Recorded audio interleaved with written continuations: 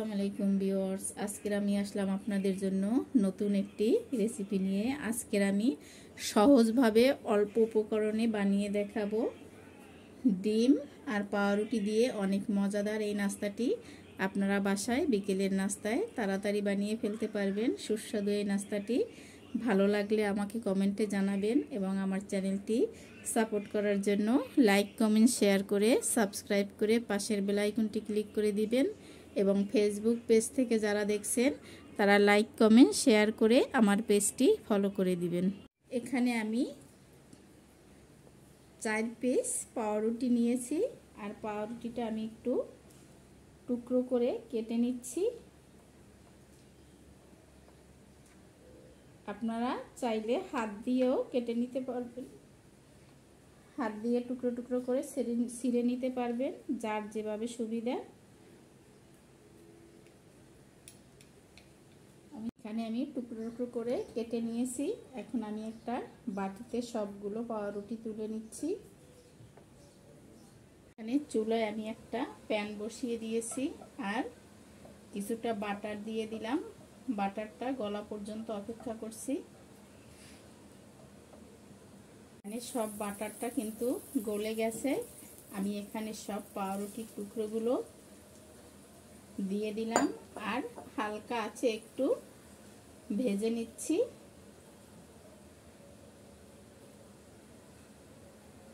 পাউরুটিগুলো একটু নেড়ে চেড়ে হালকা একটু ভেজে নিলাম। চুলাটা অফ করে এখন চুলা থেকে নামিয়ে নিচ্ছি। একটা বাটিতে আমি 3টা ডিম দিয়ে দিলাম, সাথে সামান্য পরিমাণ লবণ দিয়ে দিলাম, কাঁচামরিচ দিয়ে দিলাম 3-4টা, 2টো পেঁয়াজ কুচি করে দিয়ে দিলাম,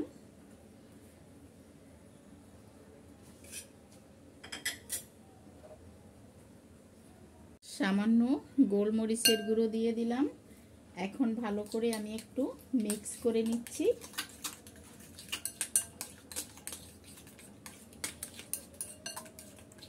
এই যে দেখেন আমি সম্পূর্ণটা মিক্স করে নিলাম। এখানে চুলায় যে আমি ব্রেডটা একটু ভেজে রেখেছিলাম সেই ব্রেডের ভিতরেই আমি সম্পূর্ণ ডিমের মিশ্রণটা ঢেলে দিচ্ছি। একটু হালকা নেড়ে চেড়ে আমি মিক্স করে নিচ্ছি। যে দেখেন উপর থেকে দিয়ে দেওয়ার পরে আমি একটু উপর থেকে চিজ দিয়ে দিচ্ছি, মোজারেলা চিজ।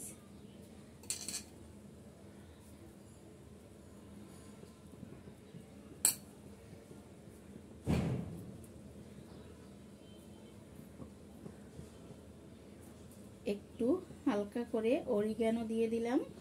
অরিগানোটা দিলে খুব সুন্দর একটা ফ্লেভার পাওয়া যায়। সামান্য পরিমাণ টমেটো সস উপর থেকে আমি দিয়ে দিলাম। আমি কিন্তু চুলাটা এখনো ধরাইনি, চুলাটা কিন্তু সব ডেকোরেশন করে আমি তারপরে চুলাটা আমি ধরাবো। এখন চুলাটা আমি মিডিয়াম টু লো আছে ধরিয়ে দিলাম।